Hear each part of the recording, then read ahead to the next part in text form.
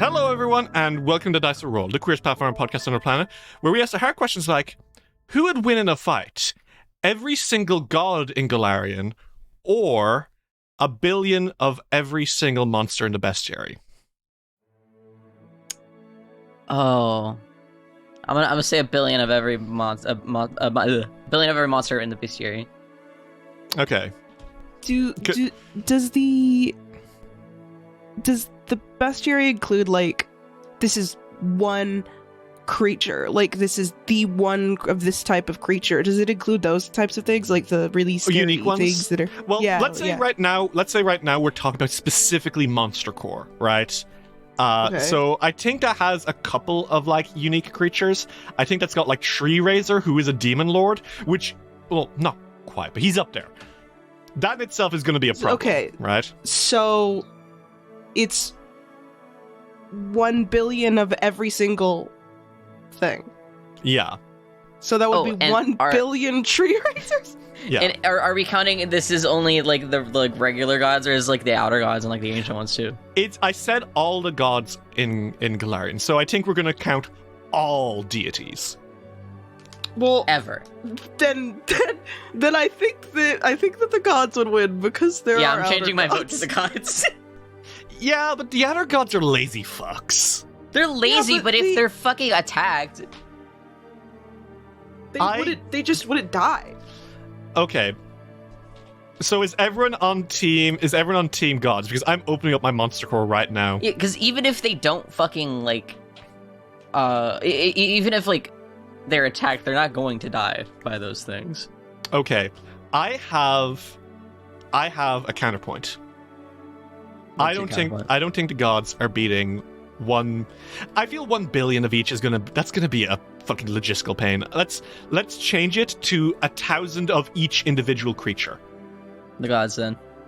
Okay, I don't know if the gods are beating 1,000 fucking conspirator dragons. Have you guys seen this? Have you guys seen conspirator dragons?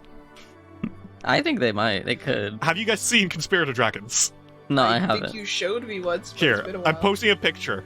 Everyone at home, go look it up. What the fuck, first off? Oh, I hate those things. Ugh. Is that a face? That is a face! Conspirator dragons, they can shapeshift into exact duplicates of another creature. Not with their powers, but like, you can look exactly like a specific other person. And then afterwards, you can body explode in their face, right? Like, one of these guys, I swear to God, he can disguise himself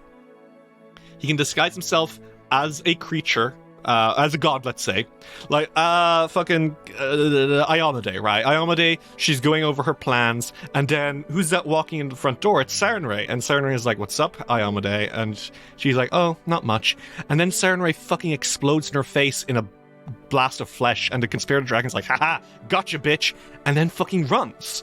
I'm saying that you don't need to win the physical battle against the gods. But with shit like this, you could make the gods so fucking paranoid they would not work together as a solid team. That's what I'm saying here. Okay. I get what you're saying. Yeah. I understand. Mm-hmm. But I think even with them apart, I don't know. It would be a very. I don't think they would. I don't think they'd lose. I don't think the gods would lose. The Whispering Tyrant killed a couple of gods. I'm sure that, like, and he's just one lich. A couple of is one thing. Not all of the gods are at the exact same strength level. Like, for example, she wasn't a god yet. If you put like that one story with like Urgathoa and Erasni, one was objectively stronger than the other. So they're you could reasonably believe that one of the original gods that was there at the creation of life and whatever is stronger than the god that is stronger than like Cain. I was about to say Cain and Kaelin. Unfortunately, I do think that he could die probably to a strong enough beast, but he would go down epically. So It'd be like a drunken story, anyways. But Yeah. like, I feel like there are gods that wouldn't just die, and I think that there are gods that just wouldn't die. Period. Like Pharasma. I'm sure there's a way to kill Pharasma with one of these guys. Without I don't ending the universe? Oh, I didn't say Hey, I didn't say that the universe would come out in one piece. I'm flipping through my book to find a single creature that I think could kill Pharasma in a 1v1. Nothing. She has the power of being awesome. No, you know what? I do have a creature that could kill her in a 1v1. A hobgoblin. No. Just like a random. He'd use his sword and slay her. No, Sure. that's not. Cut the cameras. Cut the fucking cameras right now. I think, unfortunately, maybe pitting like the 1 billion lions versus Arceus thing, it works because it's one fucking god. But I did set myself up for every god, Yeah. and some of these guys are kind of fucking universal power scaling, you know. So I think There's a reason definitive- why they don't have stat blocks. All I'm That's saying, real. all I'm saying, is if you have 100 archers versus a single red dragon, those archers, even if all of them cannot hit its AC, if one of them gets a nat 20 every once in a while, which statistically happens 1 in 20 times, that will be a hit, probably. And it will do damage, probably. So eventually you can kind of wear him down, maybe. I guarantee this is how one of the, like, the War of Immortals coming out, one of the core gods is going to be dying soon. I guarantee it's going to be because of the 1 billion creatures in the bestiary. I am sure of it. Yeah, is that what you think? I'm breaking NDA to tell you all. That's what happened. Whoa. No, don't do This that. is a joke. Not This Don't is a say joke. that. Don't say that. Okay. Do we want to play some Pathfinder? Yeah, before you Yeah, get yourself in before you fucking start trouble. saying shit. I don't know how it happens, guys. Please don't sue me. Anyway, would we like to play some Pathfinder? Yes. When we last left our adventures in the Abomination Vaults, our heroes crept through the Fogfen towards the Gauntlet, where they heard and briefly investigated the sound of a wolf's howl. Unable to find further evidence, they slunk back into the vaults, using an elevator to try circumvent their way around the ghouls that they encountered earlier. In the process, they witnessed a group of creatures moving through the library. The leader of the ghoul cult, and her master, the somehow still alive Volok Azenray. They spoke briefly about their evil plans before leaving deeper into the dungeon, leaving the Fogfen Few quite startled indeed. Quickly the party made their way out through the corridors, seeking some answers. And instead, they found a giant vending machine. Wanda the Wandering Vending Machine. A large, dwarf-shaped machine which dispensed great treasures in exchange for coins and spoke in strange riddles. After the party dealt with her and she left deeper into the dungeon, they opened their next room, only to find a room full of tally marks and the devil looking out at Fiore, Alrik, and Silk. And I think that's a good place to start the session, guys. You ready? You ready for the devil? No.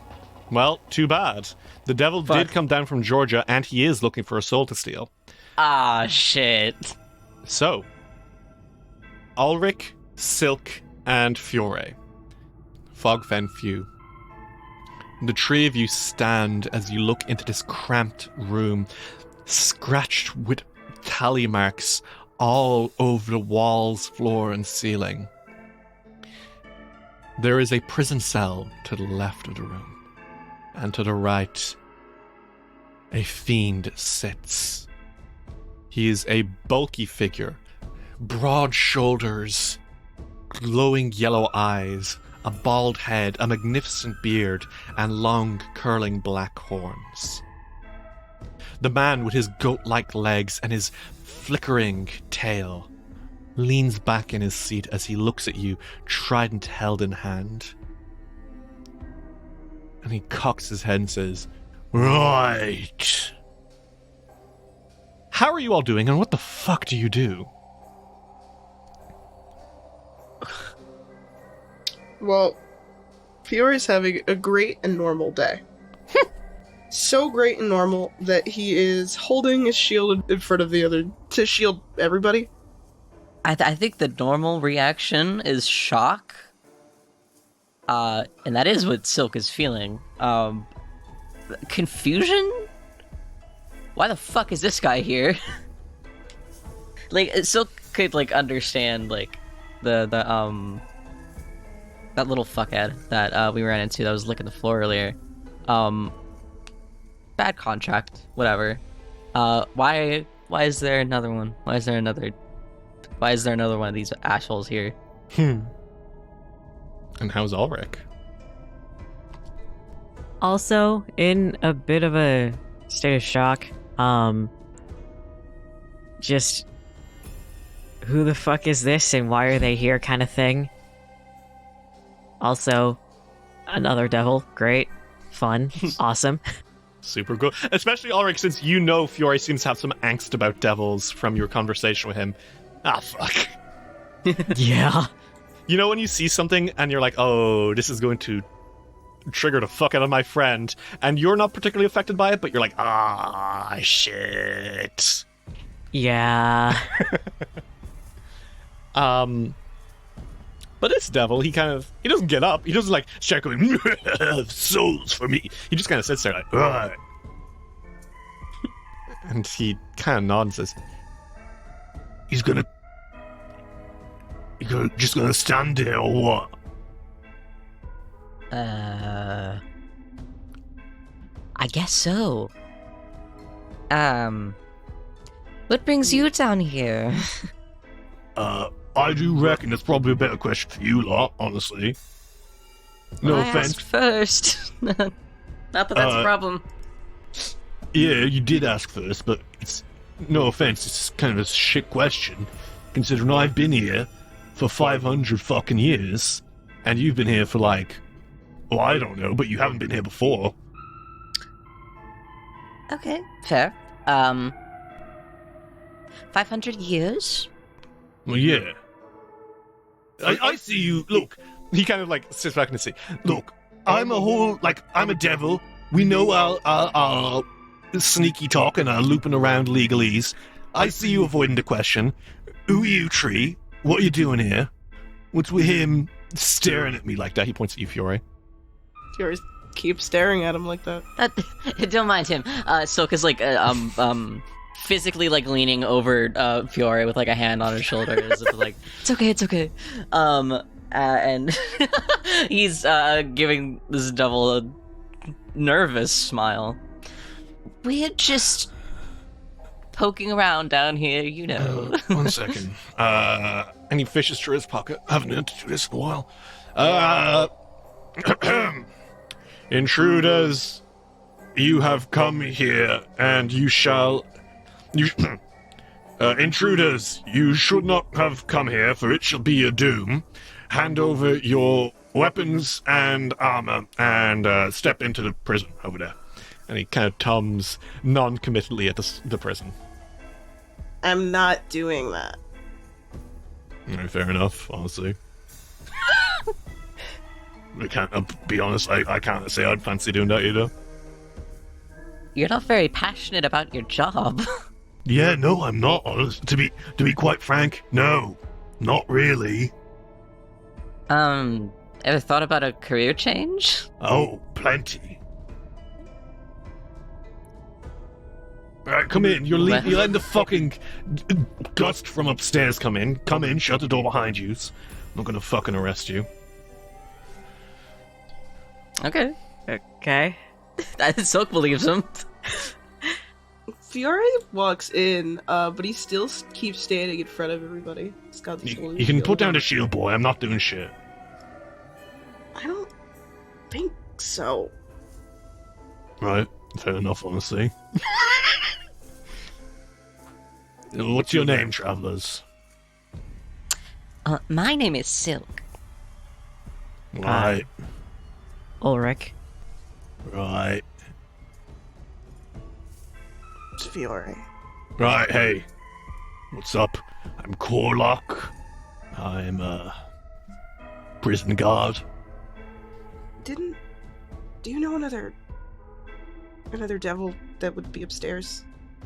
Oh, upstairs. Oh, if you're talking about upstairs with Zuzlarin, yeah, I fucking know him. The one that cleans with his tongue?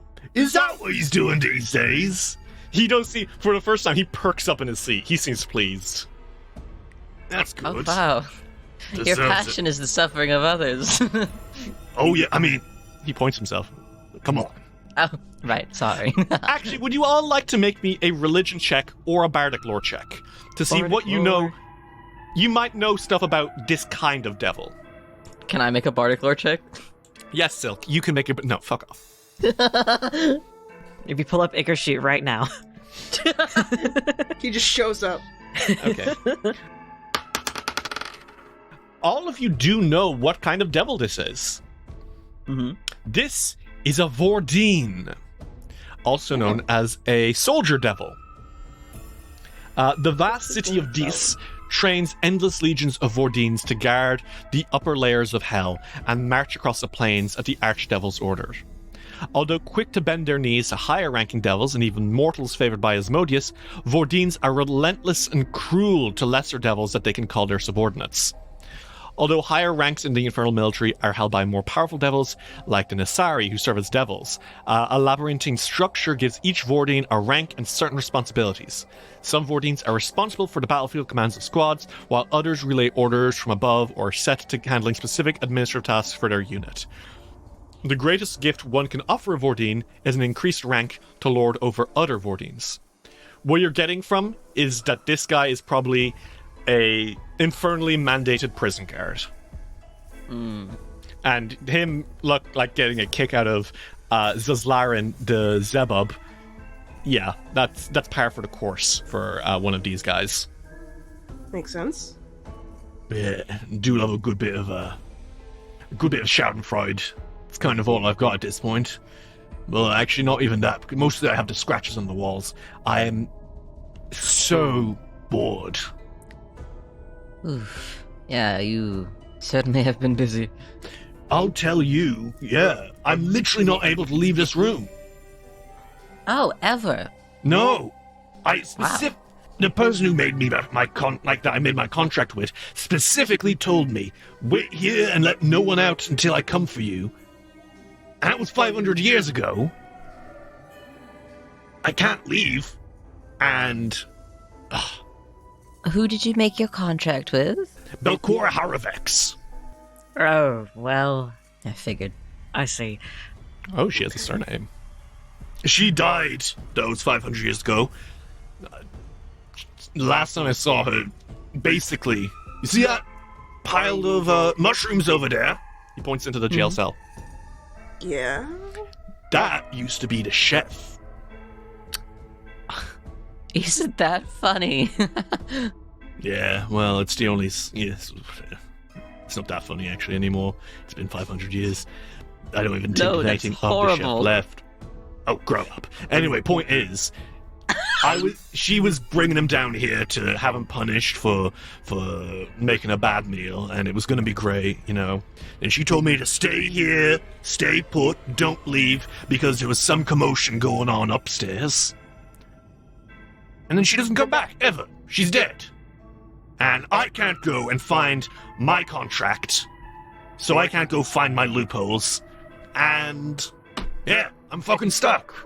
It's a load of bollocks. I'm sensing a pattern here. What do you mean? It's the same thing that happened with your friend upstairs. Oh, yeah, I mean, that's because I made his contract for him and I made it shit as possible. Oh, that was you. Yeah, yeah. But I put loopholes in our things, just in case, you know, it's our way. But, What's the loophole in his? I don't fucking remember. It's been 500 years. You wrote the thing. 500 years ago! Oh, is your mind not as sharp as it was? Tell me what you did exactly 40 years ago today. I wasn't alive 40 years ago today. Really? You're an elf? I assumed you'd be like at least 200 or something. Silk actually looks embarrassed for a second. Fiore's like, that's not very polite at all. Well, excuse me. Loo-la-la! I've to be polite. I didn't know that. I'm a fucking devil. I stab people's souls with my trident and trample on their corpses. I'm sorry that my decorum wasn't enough. Alright, okay. Do you want Anyway, help or not? I didn't assume you were going to give me help. Well, actually, he leans. Well, if you're offering, I might. Offers are conditional, by the way. Mm-hmm.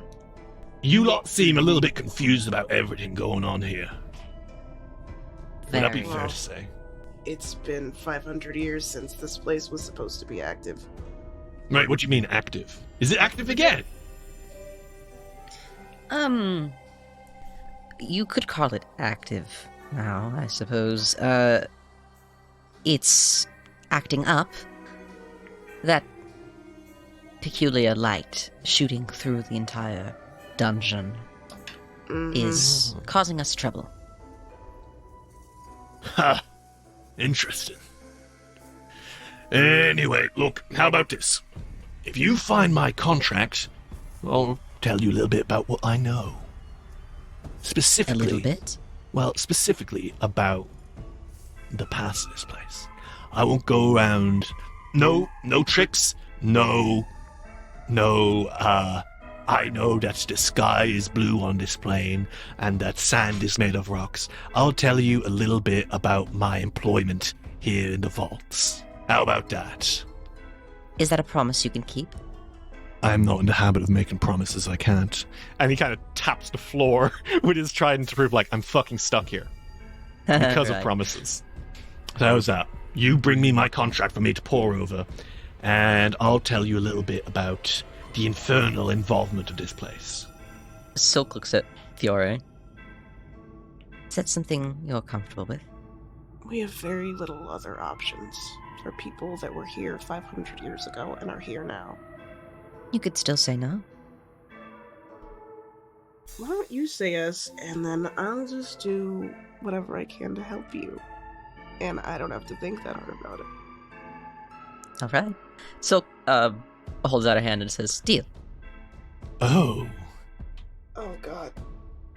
And he takes your hand and shakes it. Very kind of you, Master Witchhelm. Fiore pokes a finger into his chest and says, if you do anything, I will kill you. I never said my last name. Isn't that strange? I don't like thinking about that. Don't you ever say that again. And you know what? Just to spice up the deal, I can offer you a gift or two before I leave, if you're willing to take them. Do we get to know what they are beforehand? Oh, obviously. But we'll discuss it later. I have to draft up a few, let's say, agreements in the meantime. Do you have any paper on you? No. He wrinkles his face at you. Essentially, it sounds to you... Well, actually, will you make me a quick religion check, Silk? Okay. I don't need to deception check that, no? Oh, no. Okay. It sounds to you like he is hinting at an infernal contract.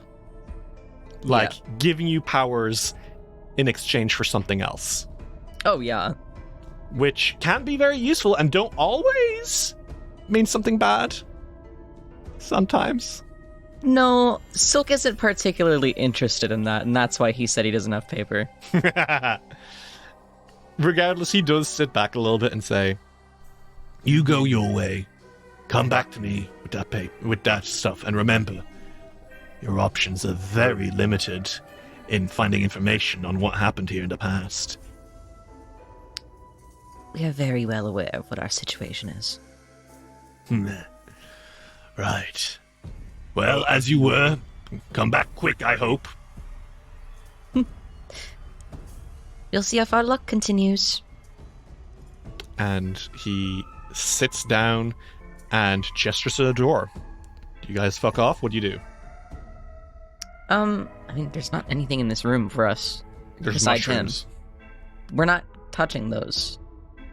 They're nice I mushrooms. used to be a person. We're not touching those. We're not fucking 500 touching years them. ago. Person. Most mushrooms used to be people, probably. That's just not Don't true. say not that. true. Well, most Most- animal. Yeah. Most mushrooms live on plants and stuff. Yeah, And fuck the you. ones that live on humans and living creatures, I don't know about. You keep telling yourself that. What? You don't know as much about mushrooms. You don't even like mushrooms. Do you guys want to leave this room? I sense Sure. clear bias. Dairy, I hate mushrooms, literal. Strikes again. You leave my king oyster mushrooms out of this. You guys are able to leave the Ugh. prison cell. Silk takes out a hanky and he wipes his hand. Borbo looks over his hat. He says, Not the master's finest moment. Bobo. Go back in the hat. Even Borbo knows not to shake the hand of devils. Well, it wasn't written on paper. But we do need that information.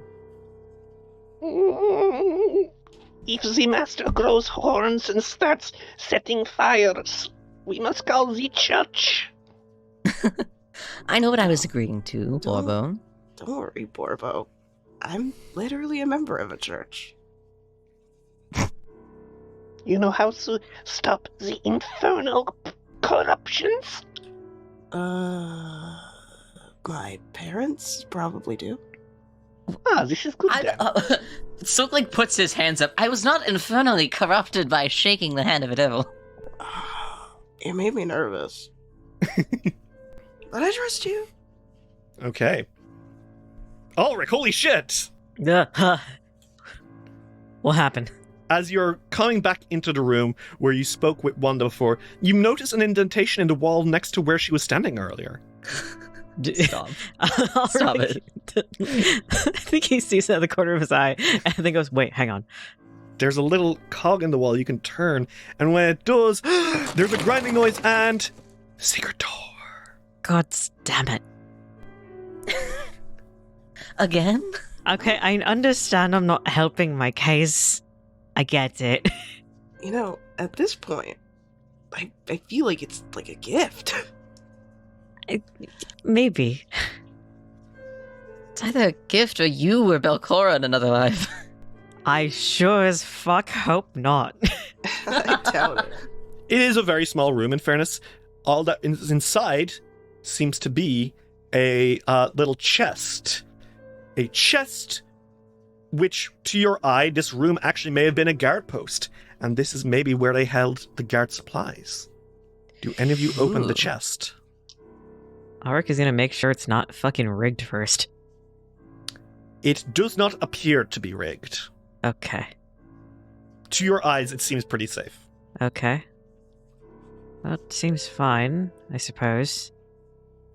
Do any of you open the chest? Fiore will risk it. Okay, Fiore, how do you open the chest? What kind of... It's like a big cuboid lockbox, you know? The lock has fallen apart over time, it would seem. It's a standard chest, you know? Okay, well, with one hand, I said before he's got his shield out. I think he just kind of casually got it out. I Okay. think he's holding it in front of him, and the Okay. other one, he is... You know, you know the way that, like, there's, like, a little metal flap Mhm. that holds... I think he carefully lifts it, and he lifts the thing. Okay. And as you slowly pry open the chest, inside you find treasure! Woo! Oh, hell yeah. Asshole. I love making false flags! I'm sure you frick. fucking do, asshole. So, there is a couple of things in there. A couple of old potions, mostly. Ew. So you find a Bravo's Brew, which is a flask of foaming beer, a healing potion, which is a vial of, as you might be, surprised, it's healing. A skeptic's elixir, which is a potion that will allow you to see true lies. And an oak potion, which will turn your skin to bark. You can take these for your own use. You can sell these later. It is up to you. What do you guys do? Fiore's like, oh, there's potions. Oh, what a little light. Are they still good? They Potions seem to be? Potions, you are all aware, have no expiration date. Scary. Fiore's like, they look fine. Hmm. They just look old, but it's magic. There is he's sort of like pulling them out. A lesser Bravo's Brew and a healing potion, lesser. Skeptic's elixir, I think this one says. And then an oak potion. They're all clearly labeled, yeah. He's just trying to read at the little labels. I want that fucking healing potion. Go for it. Take the healing potion. Take it. My squishy ass. The wizard snatches the healing potion, adding it to their sheet. Oh, there's 2 healing potions. Oh. You want Silk them both? just takes one. Okay, just one. Does anyone else want a healing potion? Fiore holds it out to Alrik. I mean, I still have my elixirs as well, so if you want to use it, I don't mind. Alright. Do you want one of the other ones? I don't really use potions all that much. Ooh. Could probably take that oak potion, just in case. That sounds fair. All that remains now is the Skeptic's Elixir and the Bravo's Brew. I see that there's actually 2 in there. There's 2 Bravo's Brew, that's right. I'd actually take one of those Bravo's brews as well. You Take could a little take both. I mean, I'm kind of not scared as much. He literally has an aura of courage. Are you scared of much, Alrik? Alrik looks at Silk and tugs a little bit at the hood. Sometimes. Silk takes both of them. I'll take that Skeptic's Elixir then. Apparently I have really good at perceiving things. Why not perceive really well at lying? Okay, add that to your sheet. Okay. And there you go. You are now in this empty guard room. The door north leads to a divil. The door to the right leads back into the main library, and there is a closed door to the south. Well, that was a sweet little detour. Let's keep going. Alright. Where you headed? Down. Mm-hmm. To the south. The door swings open, and it reveals a long corridor with doors on the side. And immediately, Silk, you are picking up some magic from one of the rooms. Is it the one that's glowing blue? It might be the one that's glowing blue. Oh my. Whoa. There is light coming through from the cracks in the wall from behind what's in there. Ooh. It's a very familiar glow. Familiar. Well, there's something down there. Very magic. Seeping through the stones. I don't know what it is. You could check it out. Could be worth a look. Please. Silk is like peeking as much as he can while Fiore is in front of the door. Oh, shit. Huh? Well, ain't that a familiar sight? I don't like that. An ancient, tattered sofa sits against the east wall of this room. The south wall shimmers with strange green light. The green light flickers and squirms, and it arranges itself to read a set of words. Belcora fell to the Rose Guard, but we never knew of these vaults below. And a moment later, the words slide off the wall and slither away. And once again, as they hit the floor, they are becoming the footsteps of who you assume to be Otari Ilvashti. And they are walking away. Wait. Back to the main library, but they are going. Silk kind of trots after it, honestly. I think Fiore's like, Alrik, come on. Okay. God, they're so fucking fast. It is leading very slowly back into the library, back up north to where you guys saw the leader of the cult go earlier. Mm-hmm. Do you want to continue following it? Silk kind of bites his lip, seeing it go that direction. Do you want to go that way? I'll follow. I just know that we'll run into them. You remember every exit? If it gets Yes. dangerous, we'll just run towards one. Okay. Okay. Let's do it. Stick close. As they're running, I think Silk takes one of those Bravos brews. Okay, Silk, you down the Bravo's brew, and in your heart you feel a rush of courage sweeping through you. Almost supernatural courage, even.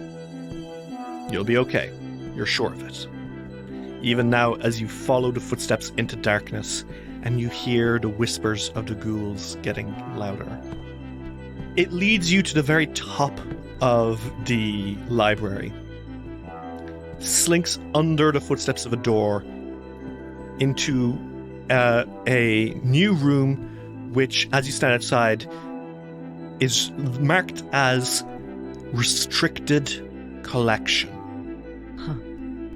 You can hear on the other side the sound of chattering and whispering, and you can smell the foul stench of ghouls. Fiore turns to Silk and Alrik, and he's like, it seems like there's danger in there. I think we can handle it.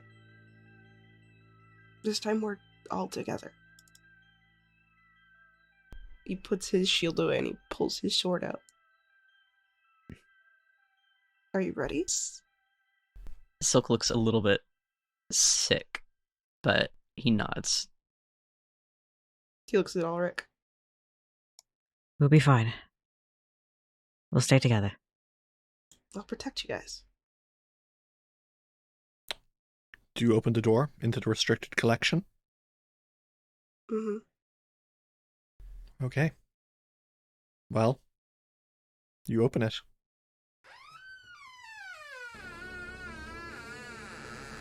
As you all enter, you see that rows of bookshelves run the length of this room, although in places they've been damaged or tipped over. The books that once sat on the ruined shelves appear to have been relocated to other shelves. Several doors lead out from this room, but the double door to the north is the most impressive. It's made of stone, carved with a strange face rising from the mists of a cemetery of emptied graves. And you see those footsteps slowly slinking not here, but into a room on the far side. It is very dark. Alrik and Silk, you can barely see, but Fiore, you can, beyond the torchlight. There are several ghouls. All of them cultists, but one of them a priest. And this priest turns and looks at you. Fiore looks back. Kind of hisses, calling the others to attention. And the strange thing is that they don't lurch forward to, kill you immediately. They all kind of scamper up to the north door, almost like they're trying to block it off from you all. Interesting. But the priest calls out, and like I said, to Alrik and to Silk, these guys are just silhouettes in the darkness. But the priest calls out and says, You are the Fogfen Few. Yep. I think Fiore takes a step forward. Who are you? We are the cult of the Canker. I'm sure you have many questions. Well, you're right about that. We do not need to fight. We believe our goals and yours may have some interesting overlaps. And what overlaps are those? Perhaps it would be best for us to bring you to our High Priestess, Nakzarin. She can explain it to you best. Surely you can see why we'd be apprehensive to that idea. The figure in the darkness kind of tilts their head, and you can't see much. I think it's literally just their glowing red eyes. What other choice do you have? If you seek the awful truth, then you should come with us. Not even the slightest bit of a primer. I don't think you understand just how apprehensive we are about this deal of yours. You say that you'll take us to your High Priestess, but you won't give us an inkling of any information we would want from her first, other than her head rolling. If you seek the truth of what's going on here, only speaking to Nakzarin will get you what you desire. I don't like this. Neither do I. So we're all on the same page. Actually, give me one moment. Alrik, I saw that he has two skeptic potions. You want to sit I one have- and squid at him? I got the lesser and the moderate. So, which one should I use right now? I get +1 with the lesser. And +2 It lasts for with 10 the minutes, which is moderate. pretty good. That is true. I think he'll use the lesser. He already has pretty good perception anyway. Okay. So, Alrik, you take a little sippy. Yeah. Do you want to make me a perception check against this Canker cultist? I'd As the love other ones to. kind of like huddle behind him. Okay. You don't trust like that. Alrik, to you, what you are getting here is that these guys have maybe been ordered to alert the High Priestess the moment they find you. And then ambush you, probably. They are attempting to lead you into a trap.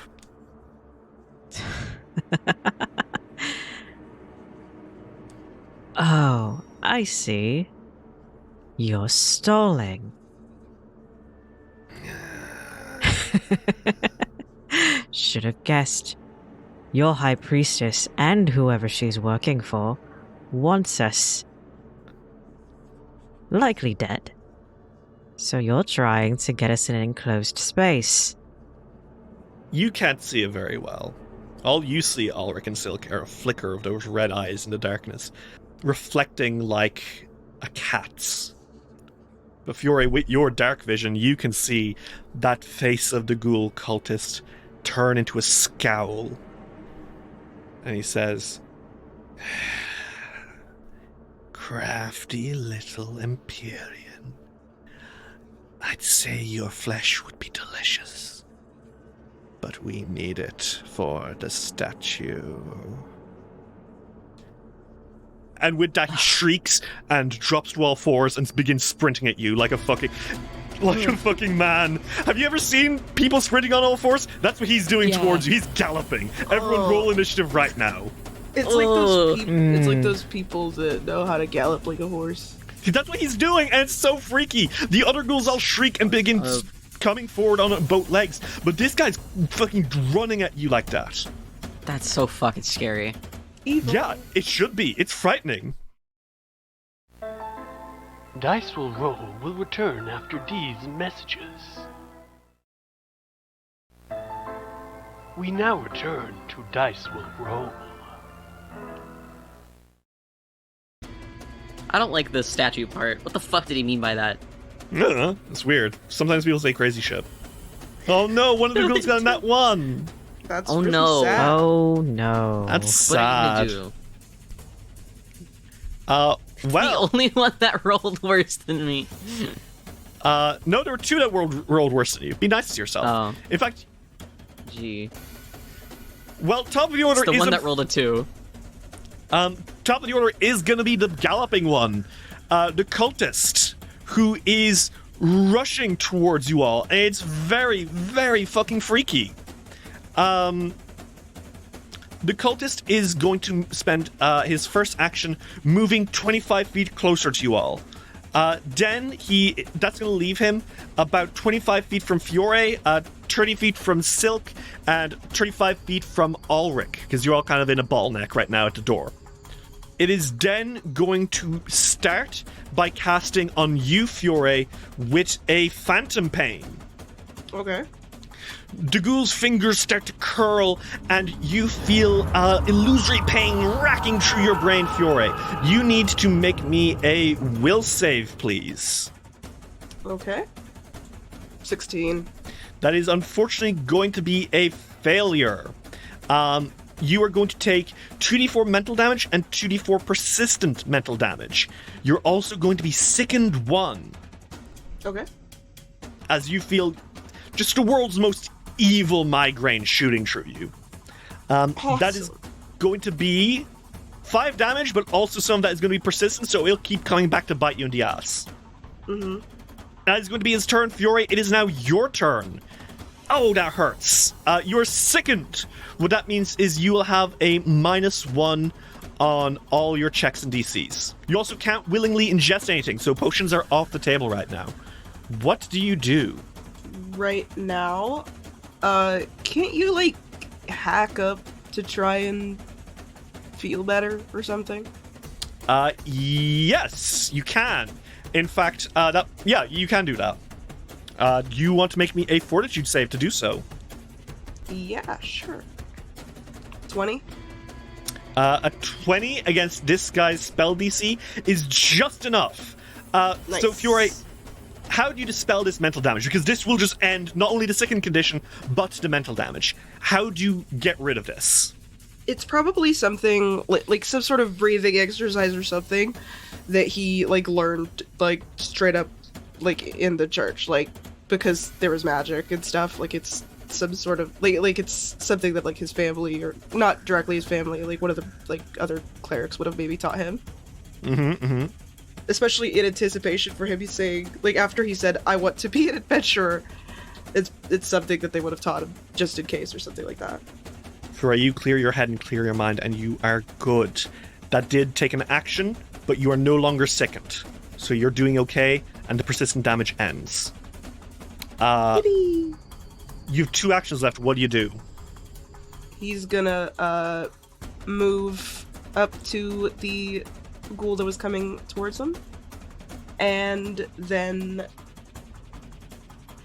he's going to strike with his scimitar, which he had out. Ooh! Ooh! Fiore, what is that? 29. Would you like to know something so great? Yes, I would love to. If you had been sickened when you made that strike, that would not be a crit, but it is. It is exactly 10 higher than his AC. Roll me that damage, and remember that vitalizing has some nasty effects on a crit, especially against undead. Okay. 16. Okay, he's gonna take that damage. because it's vitalizing on a crit, the undead is also enfeebled 1 until the end of my next turn. My crit specialization, I think? I don't know. Oh, yes, your crit specialization. This is a scimitar. He is flat-footed. Yes, or off guard, babe. Off guard, my mistake. So, Fiore, describe to me how this looks. Fiore shakes off the mental and sickening pain. And then I think he doesn't waste any time. I think he charges, and I think his fighting is a little more like rhythm, since it's Sarenrae and dance and stuff. Like he moves just very naturally, and it goes. I think he's trying to swipe at like where the knees would be. Mm-hmm. And he just like hits it right there. Yikes! The Canker cultist lets out a gasp and stumbles back, hissing and scowling at you. Says, "You will pay for that, Cambion." No, I won't. Fiore, I also need you to make me a fortitude save, please. Because this guy smells so bad. He is a living, walking corpse. He stinks. Okay. 19. You're good. You stomach the bad rot smell, corpse smell bad. Wow. Alrik Revra, it is your turn. Fiore is striking down that cultist. What the hell do you do? Assist. Alrik is going to Courageous Anthem. And then he is going to... I think they're just going to attack twice with their bow. Okay. Alrik, you pull out your bow and you let loose some arrows. I will say that from where you are, Fiore is giving cover to the cultist. So he will have a +2 to AC, I think. It's lesser cover because it's just a guy standing in front of him. What if I, instead of doing it twice, I move over slightly?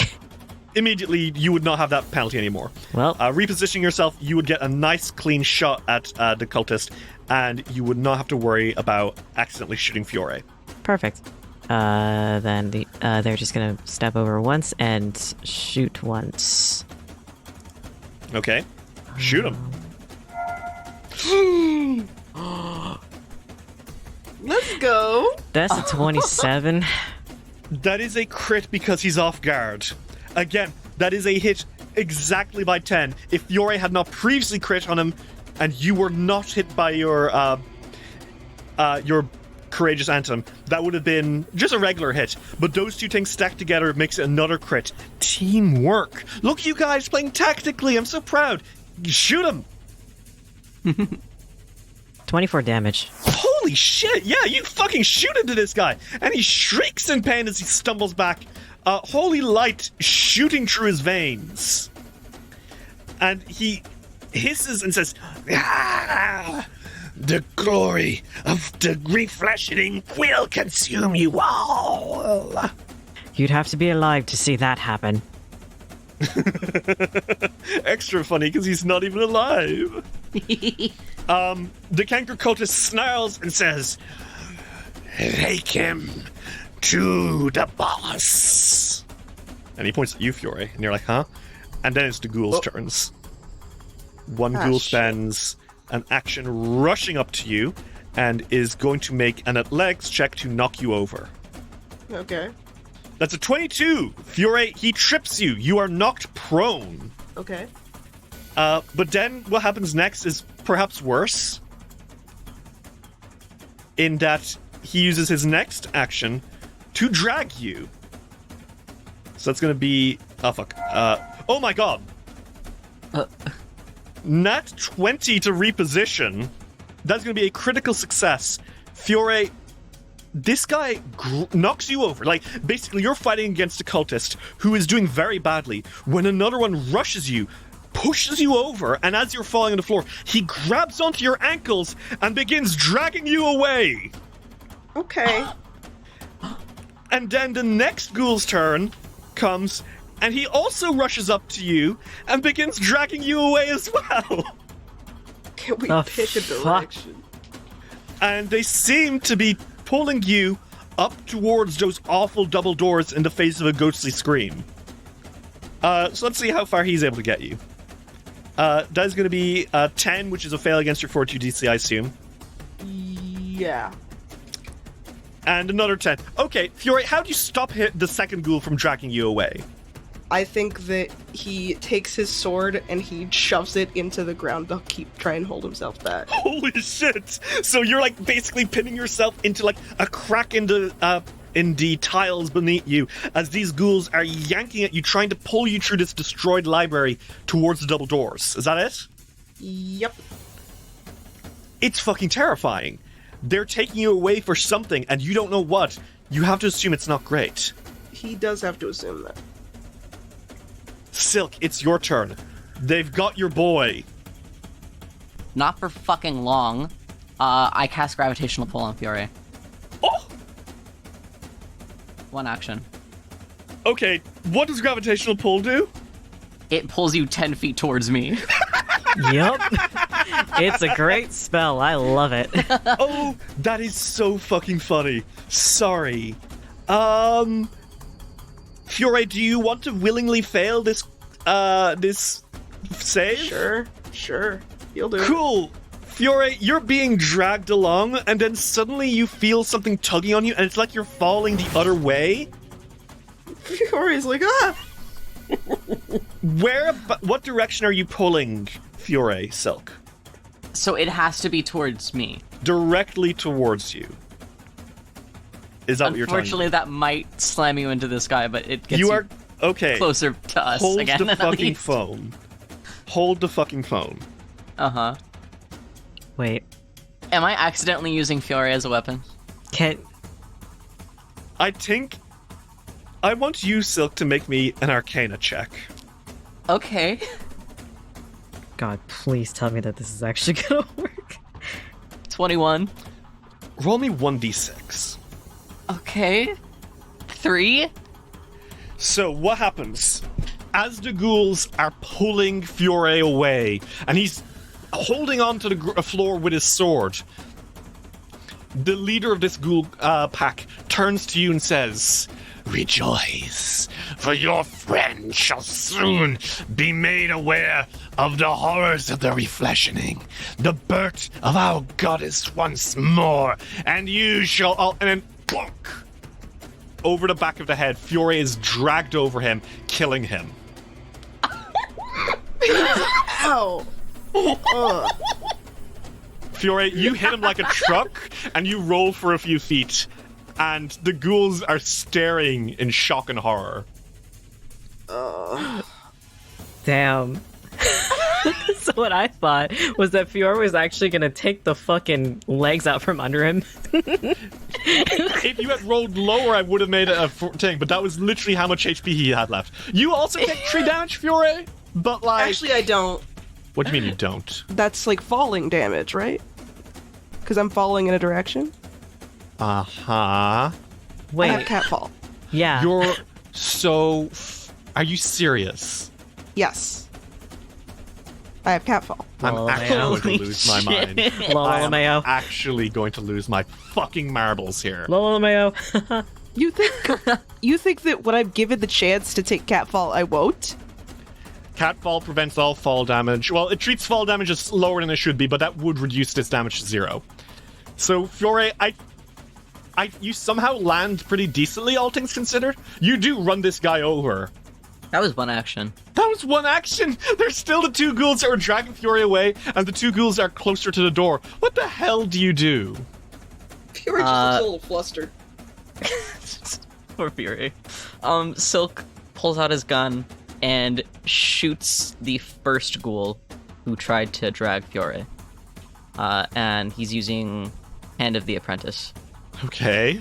Holy shit, this is... Okay. And that's gonna be a 24. A 24 is a hit. Roll me that damage. That's 10 damage. Yeah, you fire a shot into the ghoul, who shrieks in pain and starts stumbling back, clutching at the arcane wound that you've shot into him. What now?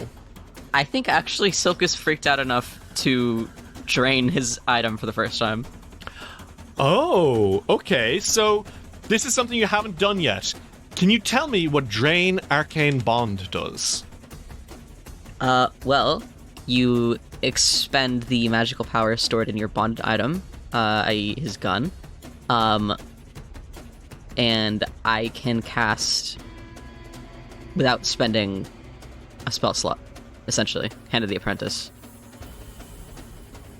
Now, Hand of the Apprentice uses focus points and not spell slots.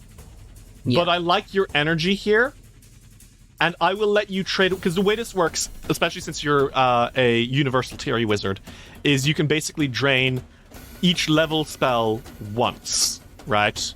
So you can basically have an extra spell slot of every level. But I like your energy here, and I'll let you do it with Hand of the Apprentice with a 3rd rank slot. So you'll give up gaining a 3rd rank spell back in exchange for another Hand of the Apprentice. Okay, I can do that. Cool. I thought okay. that this was specifically for Hand of the Apprentice, though. No, it's for it's for your spell slots. You have essentially a 4th spell slot of every level. Okay. So, Silk shoots the other one, the second one that tried to pull Fiore. So how does it look when your gun drains itself and puts more magic energy into you as you shoot off a second shot? I kind of... So the way I normally imagine it is that, there's, like, not cracks, but between the, like, crevices of the designs, whenever he does cast a spell, they do kind of, like, light up, but when he drains it, I feel like, the light in that specific spell kind of almost shoots out of, like, between the designs of the gun, in kind of an unpredictable way, as if there's just, like, too much going on with it right now. Really and it can't nice. exactly hold it in a very graceful way. Okay. Shoot the fuck. 27. Silk, how did you bullet bend this perfect crit? I don't even know. He does a fancy revolver ocelot trick with it. Silk panicking. Oh god, oh god, oh god. I'm focusing really hard. I'm draining my bond bang. That's gonna be 29 damage. I mean, yeah, he had 20 HP max. He goes from full HP to none HP. You blow him up so hard, he's gone. He's missed. Silk, you turn that ghoul. There's something very funny about these, like, hooded ghoul cultists lurking out of the dark, and then one gets shot with a gun, right? Yeah. He goes down. It's really good. He doubles back over and hits the floor with a wet tunk. Killed instantly. Jesus Christ. And is that your turn, Silk? Good lord. Yeah, that's his turn. Well, it is the other ghoul's turn, the one nearest the door, and it shrieks and says, "Retreat!" And it slams one of those doors open, enters, and closes it behind it. And it is going to remove itself from combat. Damn. It is the other ghoul's turn. This one got a nat 1, and I think the nat 1 on initiative it got was from seeing this happen, it startled the hell out of it, and it shrieks, also opens a door, and moves through, but it doesn't have time to close it. Oh. Fiore, it is your turn. There's one ghoul left, the one that was dragging you. Although it is also looking to retreat, by the looks of it, into the room where the boss seems to be residing. Ah, shit. You are prone. Everything sucks. Do you want to give chase? Do you want to stop this ghoul? One of them's got the door open. What's the plan? I think Fiore does want to stop the ghoul from going to warn the boss. Okay. The unfortunate thing is that you are 40 feet away from the door. And you are prone. Do I have to get up to move? Can I, like, jump?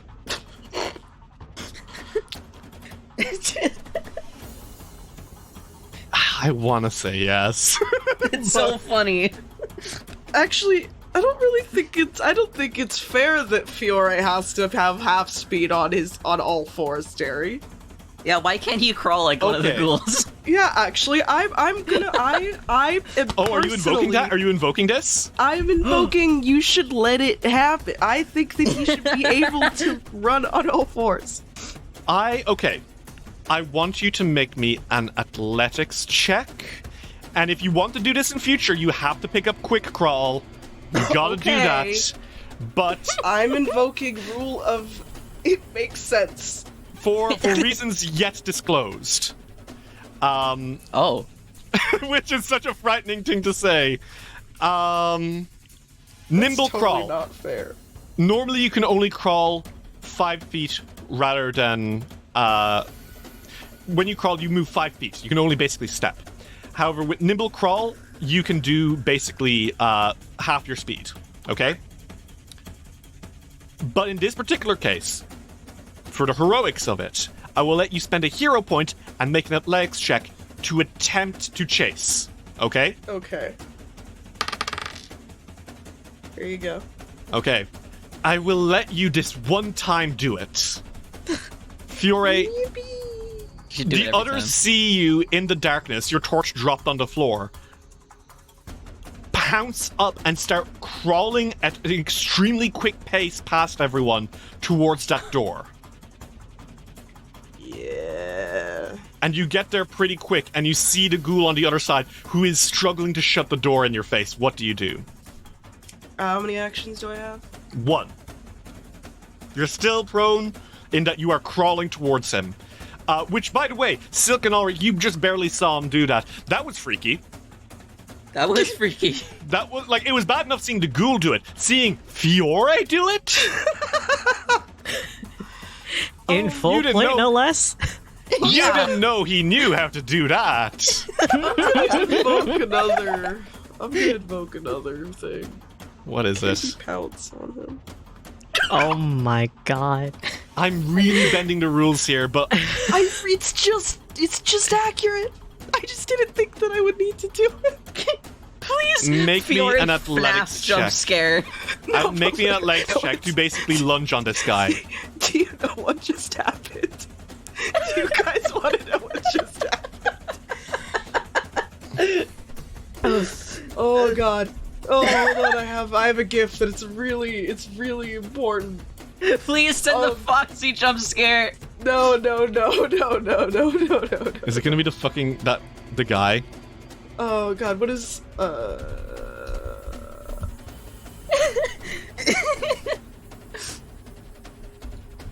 I have to stress the rules so don't work this way, but I'm letting you do it for rule of cool.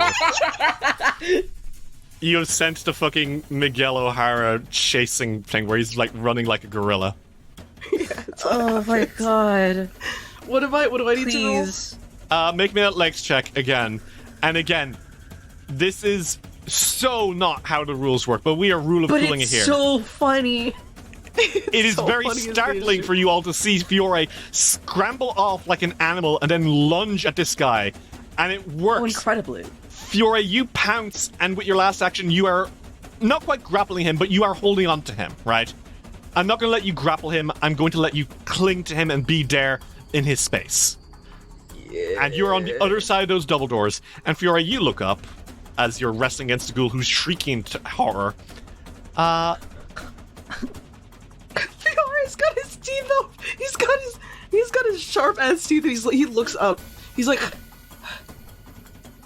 shit. And we'll cut back to what you see in a second, because Fiore, as you look up, you feel your blood go cold on the other side of those double doors. Alrik, it's your turn. Well, What? Fiore just did that. I don't know, man. He Alrik left his just looks at Silk for a second.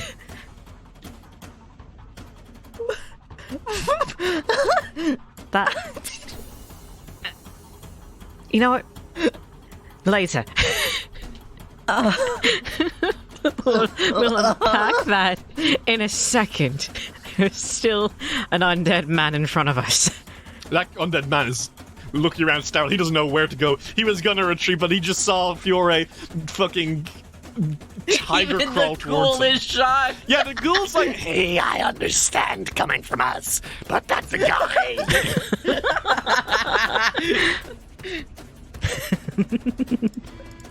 Oh my god. Jesus. Okay. Just gonna put this man out of his misery, I guess. I don't know. Alrik also has no idea what's going on, but hey. Fuck it, right? At Fuck this it. point, You're welcome. Do it for the people. That's 24. 24 is a hit. Roll me that damage. Fucking 4 damage. That's all it takes. Alrik, the ghoul, turns back and looks at you, and an arrow flies through the air, pierces his skull, and he lets out a before falling to the floor dead. Alright. And that refreshes your courageous anthem, although Fiore is not within range. Nope. Fiore, you are too far away for the courageous anthem for that whistling tunk of Alric's bow to catch you, which is a shame because I'm sure right now Fiore could use some of that courage. Speaking of, Alrik is going to use all of his movement to get 50 feet, and he can kind of see Fiore at this point.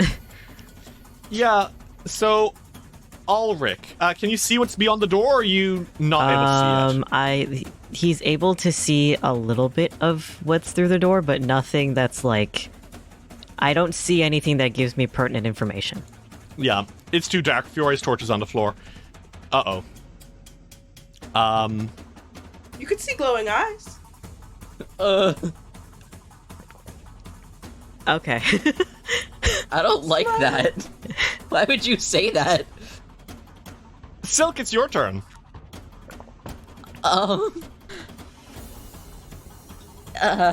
Okay. Alrik is running on.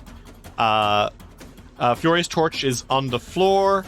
And you can't really see much else right now. You know what? I think Silk, because his move speed is 30 feet, and that torch is 30 feet away from him. I think that he uses one action to run towards it, Okay. one action to pick it up, Okay. You now have a torch. and Congratulations. I do have a torch. Congratulations, it's finally mine. And I think Silk moves 30 feet You and can goes. you- Oh, can you see what's in there now? I sure can. Now that the light is there, I think Alrik and Silk can see what's inside. Okay. Can you see now? Scroll up past the door. Can you see now? Yeah, unfortunately. Cool. So why don't we stop playing these? Why don't we stop playing these silly games? Fiore, I think the ghoul is gonna try. He's gonna struggle off you and run away. These two ghoul cultists dash deeper into the room, and you kind of get to your feet as you look at what they were trying to drag you to. And by now, Silk and Alrik, the two of you are able to make your way in as well. Past that ghostly wall, you find yourselves standing in what can only be described as a temple. Soft light illuminates several display cases in this vast room. Once used to display books, the cases stand smashed and empty. Along the northern wall stands a statue, a hideous, towering figure of a woman. The form is composed of hundreds of portions of stitched together flesh from a variety of different creatures and draped in tattered, filthy sheets. The stench of rot from the statue fills every inch of this large room. The two ghoul cultists have made their way away, but there is another one that you recognize to be familiar. The one who walked alongside Volok Azinre. the woman turns and she sneers at you. Her hair is tinning and silver, her face grayed, her lips blue, and her fangs sharp with those red, glowing eyes. She walks forward with her long green cloak and her staff, which has several human skulls along the top, tied together in a jumbled mass. And the woman holds out a hand and smiles and says, "Fogfen Few. We were looking forward to your arrival."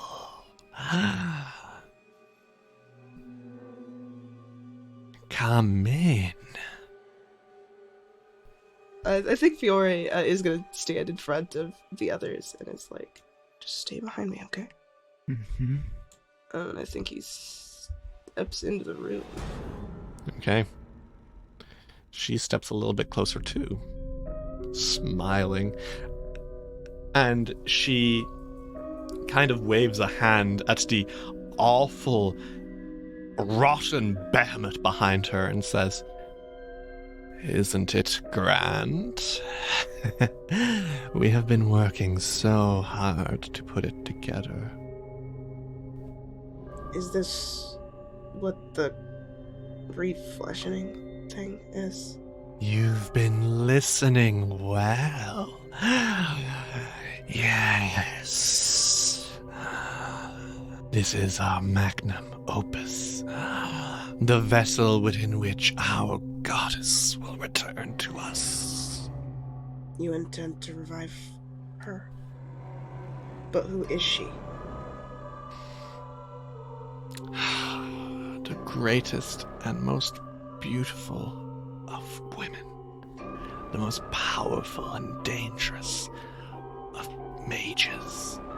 The one who is going to make it all right. Our beautiful goddess, Lady Belcora. Her flesh is what failed her in the end. But it will not fail her again. We have been collecting for her. New flesh. When we were told of Azenre's plans, we knew everything had to be set back in place once more. The library would return to librarians. The servants would be sent back above for her return. And she will be given this fleshy body made of the most delectable meats. A new host for her. Isn't it magnificent? I now want all of you to make me a religions roll or a religion roll or a bardic roll. You know. I'll do religion. I bet you will. I want Silk to say something, but I genuinely think he's too fucking sick. That's fair. So, all of you know the exact same thing as she's waxing poetic. This plan is stupid and it won't work. Giving a soul a vessel to inhabit is all well and good. But Belcora died 500 fucking years ago. Yeah. It's not like you can just be like, okay, Belcora, here you go, new body. Her soul has by now re-entered the River of Souls 12 times. Like, she's gone. Gone gone. You also, Silk specifically with your critical success, recall Volok also saying that this was a stupid and moronic idea. Yeah. It's not going to work. But also that is why perhaps this woman, you know her name to be Nakzarin. Nakzarin is dangerous because she's stupid. Because she is fully committed to those beliefs. God. You also are aware from what she was saying that apparently she's the reason why the Morlocks were sent up, because they're getting everything ready for her return, which, yeah, again, it's not going to fucking work. But it seems that this is the root cause for the displacement of the Morlocks, and therefore the Midflits. I see. Mm-hmm. That's what you guys have got from this. That's fair. She seems very happy to be able to wax poetic about her awful plan, by the way. Well, they're letting her. Ugh. You aren't actually stupid enough to think that's gonna work, are you? No. We have studied for 500 years. She was the love of my life. Oh. And we will have her returned to us. After all, my devotion to her is greater than any other. When our bodies started to fail after we were locked down here, I was the one who told the other librarians that unlife was the only way to save us. And when that cruel, prissy cow who ruled over the library, the head secretary, the betrothed of Volok Azenray, would not join our beautiful cause, obsessed with that sickly elf. She was the first we devoured. She was blind to the truth. That Lady Belcora will return to us in body and in flesh. And we will eat of her in her new and perfect and renewable body. Jesus Christ. Silk looks disgusted. I don't think it's even just because of the gross shit in this room anymore. I think it's because of just the complete and utter failing of knowledge. And reason. Yeah. Just everything that she has done has been in vain. I'll let you specifically, Silk, make one more religion check. Okay. You know that ghouls are driven by hunger above all things. But hunger is not necessarily literal for them. Obviously, they're all cannibalistic and they all do physically hunger, but many of the more powerful ghouls are driven by a more metaphorical hunger. Ambition, lust, desire, the need to have something above all other reason. One has to wonder, what's your hunger, Silk? Are you asking me what his hunger is? More of a rhetorical question. Something for you to think about.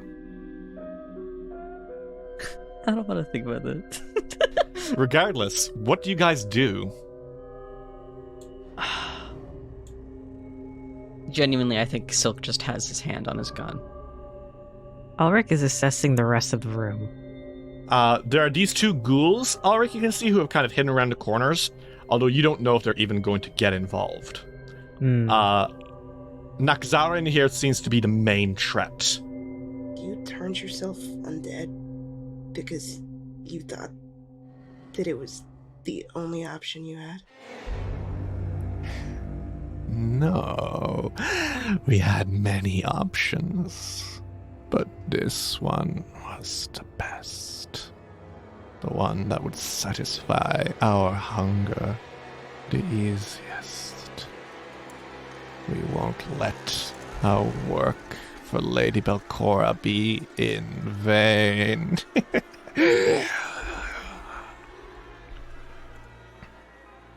Except how exactly are you going to transport her soul from the river here, when it's likely, incredibly likely, not Belcora anymore? She tilts her head like she doesn't understand, like she's a little confused by that question. I think for a second she looks at you like you're stupid.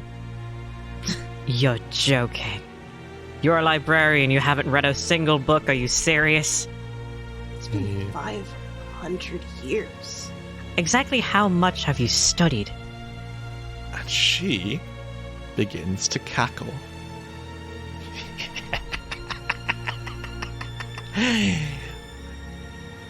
The amount of knowledge we assumed you to have is far more than it really is. We overestimated you, Fogfen Few. We can show you the answer. If you join the cult.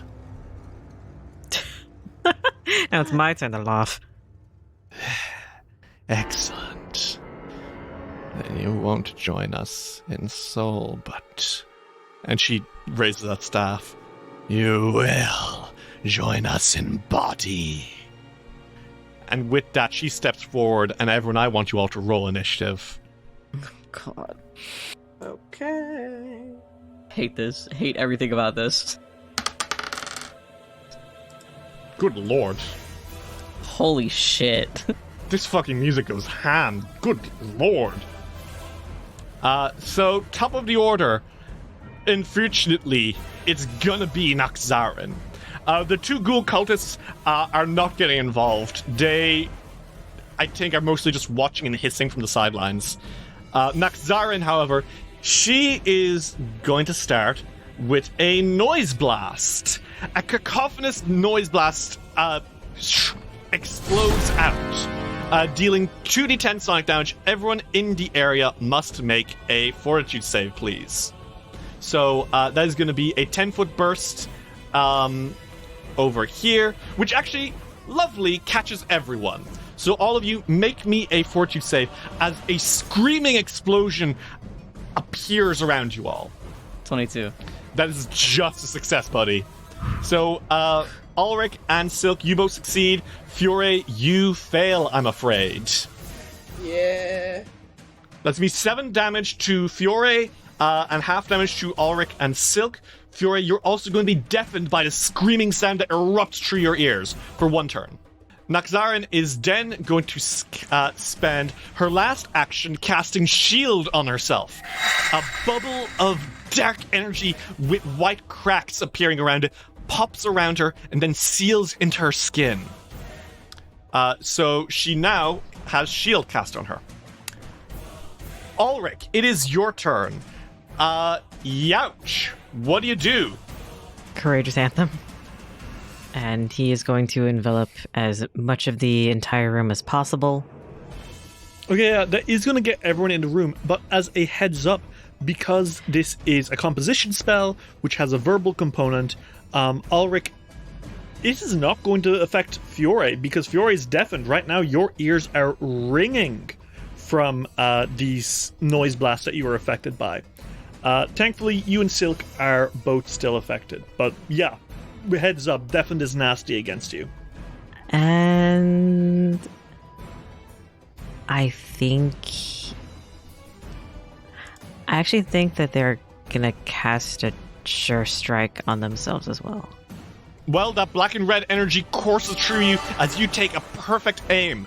Now, with your last action, go for it. You're fucking kidding me. Okay, alright, 20. Alrik, unfortunately, that would normally be a hit. But that bubble appears around her and blocks the arrow mid-air, and she grins and says, Is this really the best that Otari can throw at us? after 500 years, this is what is left of the Rose God's legacy. Bitch. Alrik, unfortunately, that is your turn, right? Yeah, wasted a spell slot for that. Sick. This seems to be a strong enemy you're getting the feeling of. Silk, it is your turn.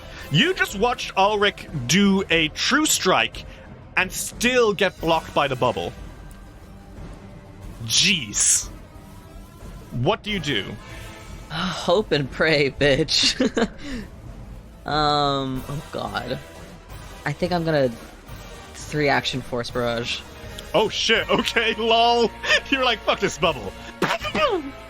Fuck this bubble. I want it gone. I want her gone. Damn, that was like max on 2 of them. So that's gonna be 14. 14 damage, okay. Silk, you shoot a volley of blasts out at her, and she does stumble back a little bit, hissing, before, like, as the smoke clears, she looks up at you and grins and says, More! Give me more! I will avenge Lady Belcora with your flesh! Ugh. Freak. Next in the order is Fiore. Fiore? Ah, jeez. Fiore is going to... he can't hear right now, right? Yeah, no. He's gonna move forward. Okay. Right towards her. And then he's going to use his second action to attack. Okay, go for it. 30. You know, that would have been a crit if she didn't have her cool bubble up. Well, she won't have it up forever. 7. Okay, Fiore, you cleave into her, and some of that holy energy is coursing through her veins, and she hisses it. And she is stumbling back before snarling in your face. Then I think he's just going to... I think he's going to use Lay on Hands Oh shit, on her? on her. Okay. Fiore, how do you do this? How does this look? I think that he slashes, and then with the hand that he's using to, like, he's using a hand to hold the torch, but I think he, like, shoves it against her chest and says, by the light of the Saren Ray. Oh shit! And Fiore, as your hand touches into her, she fails that roll, and she will take that damage. So that's gonna be how much damage? 5. Well, it's 5 damage, but the real sucker here is you see that bubble cracking and shattering. And she now has a -2 to her AC for 1 turn. That shield breaks under your touch, and now she's like coursing holy light, and she hisses in agony and pain, and she's not doing well. Is that your turn, Fiore? Yes. Okay. Well, it's gonna be her turn, and she hisses and says, by the light of Saren Ray. A champion! How delicious! Then die in the darkness of Nimbalot! And she is going to she's going to run back 25 feet back towards the statue. And then with her second action, she is going to blast out a chilling darkness. Sorry about this, guys. I don't think you are. You are not. Nakzarin channels up an utterly cold ray of darkness tinged with unholy energy. She's going to make a ranged spell attack against you, Fiore, and is going to shoot through you into Silk, because there's a 120-foot line. Oh my god. Oh. Well, Fiore, that is going to be...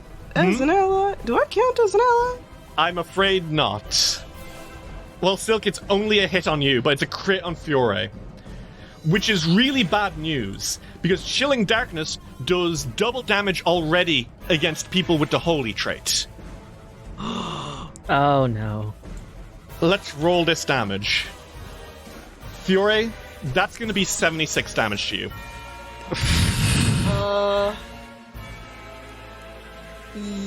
Okay, well okay, bye. Bye! No. Your max HP is 56. So Yeah. thankfully, it's not an instant kill or something. Yeah, But no. I do think it... How does this hit you, Fiore? I'll let you have this. KK, did you play Fire Emblem Awakening? Of course I did. 3 times, actually. Me too, baby! Do you remember Long Ku's critical hit? You mean his lethality? Yeah. Do you remember lethality, where everything turned red and everybody was silhouettes? Silhouetted black, yeah. That happens. I think it probably goes like through his chest. Oh my god. And Fiore, for a second, you feel your heart stop. And then you are just down. And because that was a critical hit, you immediately fail a recovery check. Meaning you Just one. You're not just dying, you are dying too. I love how many circles immediately. Yeah, go right now, around the you. conditions Fiore has are deafened, dying, blinded, prone, unconscious, off guard. Oh my god! It then shoots True Fiore into you, Silk, for 21 damage.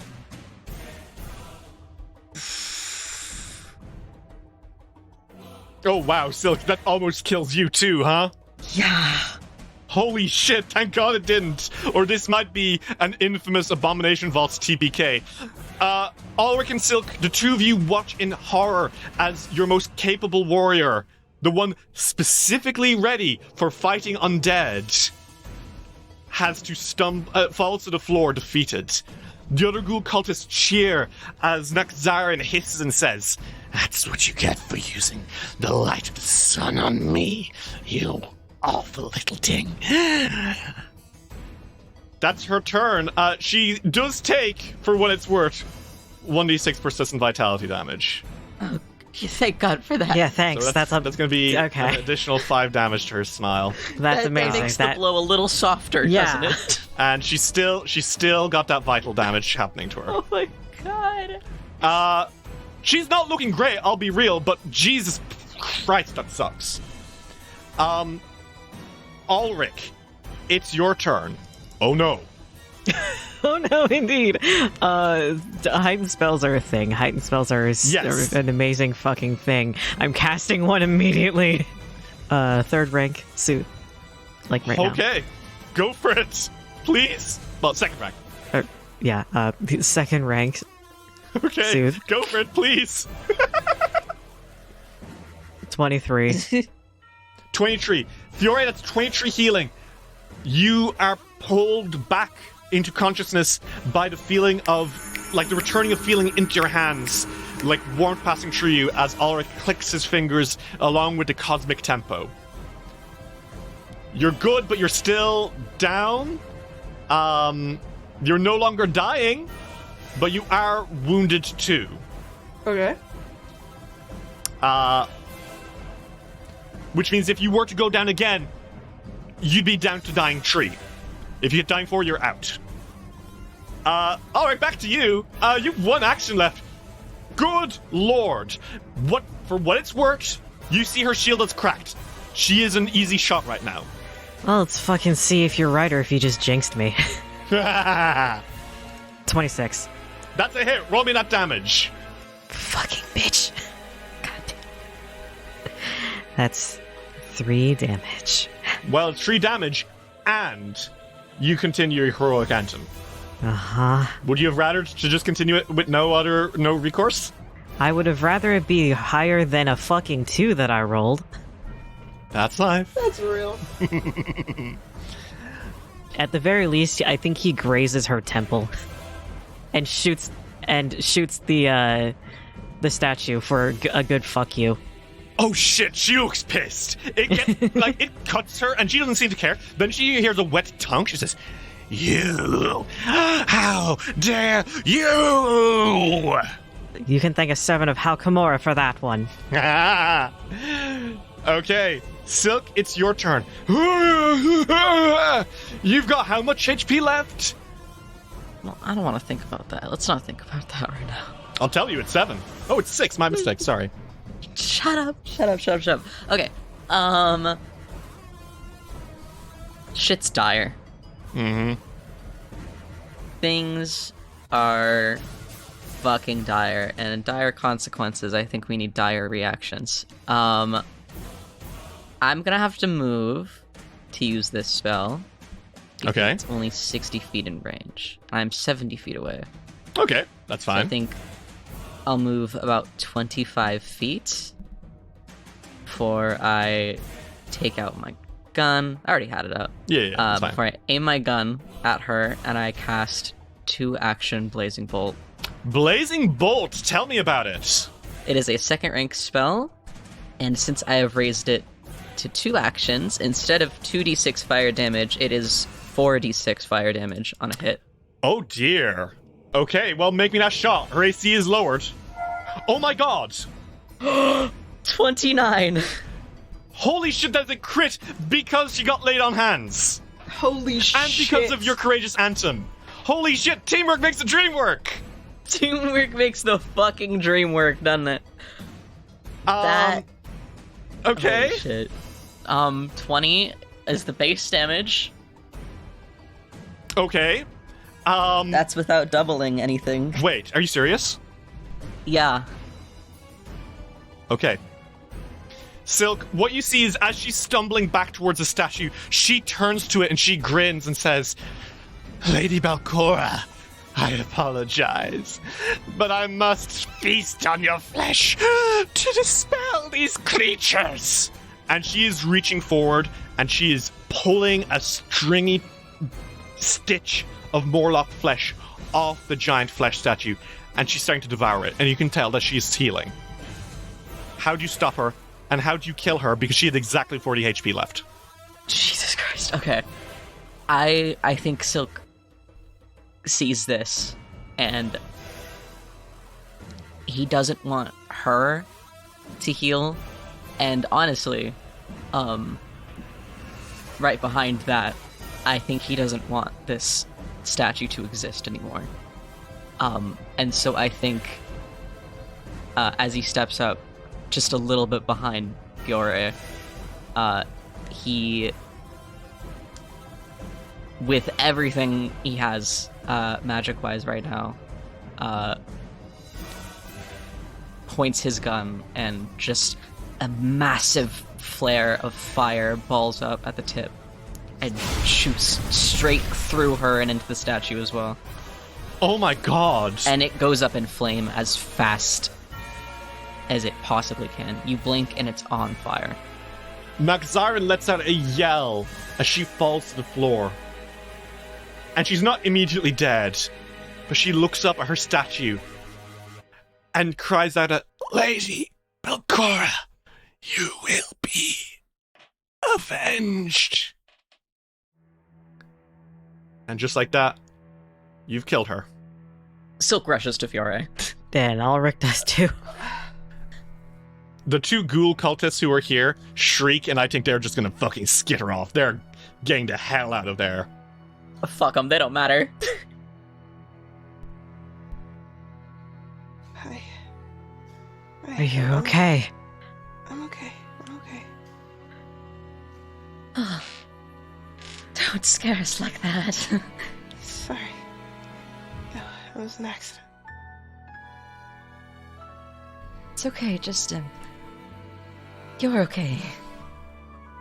Yeah. Yeah. Sorry. Alrik, let's get him to the surface. Immediately, and you're going to need this too. And he casts Soothe on Silk as well. Oh, you look hurt. Let me... And he sort of pushes himself. Silk grabs Fiore's hand. He does not let him. He's like, I have a charge. Let me... Silk is, still grabbing his hand. He does not want to let Fiore do that. Use that on yourself. I've already had a spell cast on me. It's fine. Darling. I mean it. I'll get by. I'm much more worried about you, love. And I think Silk puts Fiore's own hand on his own chest. Fine. Just because you asked. And he uses it on himself. Oh. Borbo for words where it says, Oh mein Gott, Fiore got his ass kicked. Hey, it doesn't happen often. It's a rare sight.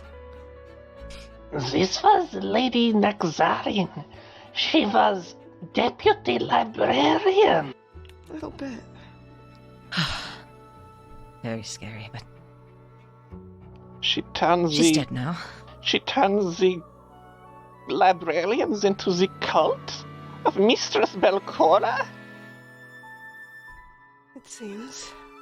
Oh, and Borbo thought Borbo was clingy.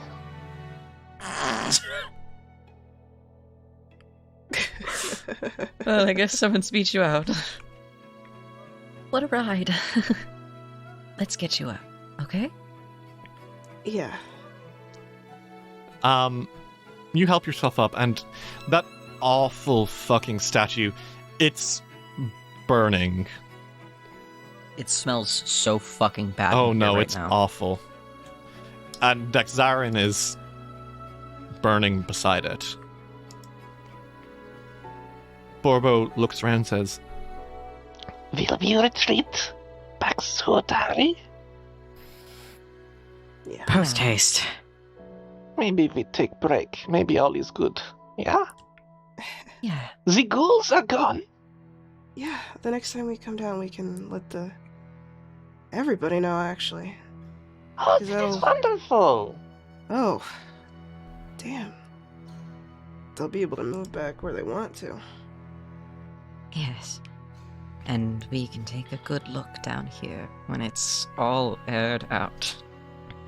No more trouble with the hungry dead. Life is good, yes? That's true. Life is very good, Borbo. Yahoo! Yippee! Borbo is glad you did not kill Borbo. I'm glad we didn't do that, too. Let's get back to the surface. Can you walk? Yeah, I'll be fine. Okay. It's not my first rodeo getting hurt. No. Fiore, Alrik, and Silk. The three of you slowly make your way out from this temple of Belcora, it would seem. Knowing that the ghouls' plan to give a long-dead sorceress a new body is thankfully dead in the water. But as you move through the record halls, and you see the doorway from under which Otari's footsteps led, you have to ask, that Volok Azanray, he seemed to agree that this plan was a stupid one. So what does he have in store? What awaits you below?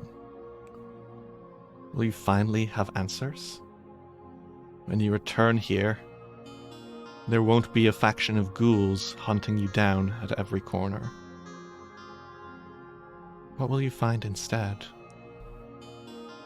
Fiore, Alrik, and Silk, you all make your way back to the surface. Back to Otari. Ready to recover. Ready to come back stronger. And they bring books with them. And you bring the books with you. Yes, you collect those books that you took. There's more books you'll be able to get next time too.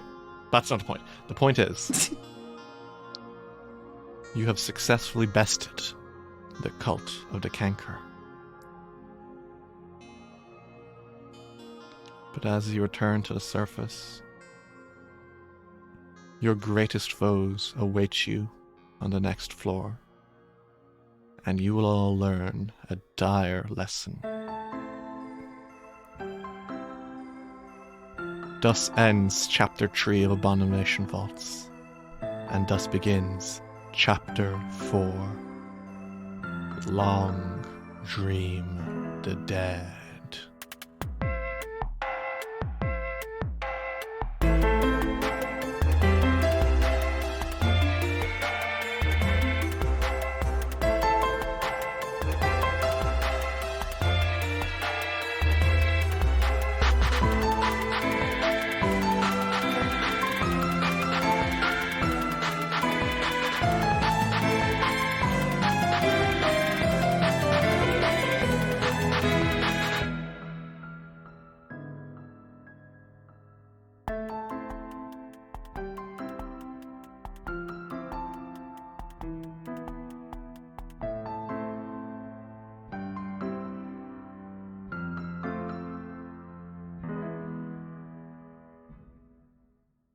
This episode of Dice Will Roll would not have been possible without the support of our patrons.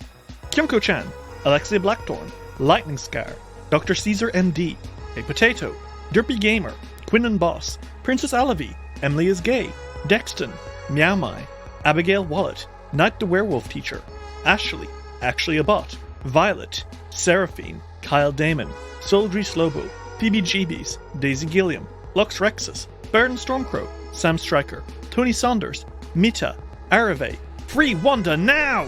Varric Falcon, Luis Loza, Aries, Alexander Criswell, May Cohen, Skyly, Genuinely Tricked, Transgirl Trish, Bal Punyon, Join the Catman, Matthew Wilson Krasnovich, Tillen Shark, Glitch HD, Jonathan Love, G Barbera, Luke, Gideon, Simon Strange, Seth, Kira, Lichelo, Gizmo, Cass, Fable McElduff, Ava, Rem T. Bright, Lonesome Chunk, Steph, Sean C., Natasha Lumley, Rhiannon C., Ellie, Kane Kendrick, Sky Evangeline, Triceratops, Anna Maria, Jordan, Emily Laderna, John the Bookworder, SS66 Seeker, and Dame Valley the Third.